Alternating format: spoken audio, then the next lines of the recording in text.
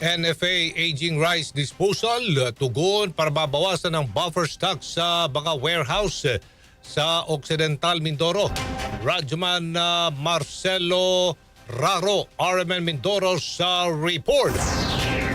Inaasahang maisasagawa sa pagpasok ng taon ang aging rice disposal ng National Food Authority bilang tugon na mabawasan ang mga palay na nasa warehouses nito. Sa idinaos na kapihan sa PIA, ipinaliwanag ni NFA Occidental Mindoro Assistant Branch Manager Kathleen Gonzales na magsasagawa ng subasta ang ahensya para sa 2024 na buffer stock. Ito umano ay tutugon upang lumuwag ang espasyo ng kanilang mga warehouses. Ang kanila umanong 8 warehouses ay may kakayanan malagyan ng 1,087,331 na bags ng palay. Target umano nila na makapamili ng 1.2 milyong kaba ng palay ngayong 2025 procurement. Nitong summer cropping ay nakapamili na sila ng 416,143 kabans at ngayong main cropping ay nasa 212,954 kaban na ang kanilang nabibili at ongoing pa rin ang procurement hanggang sa makuha ang target na 1,207,093 kabans ngayong taon. Niliwanag din ito kung bakit limitado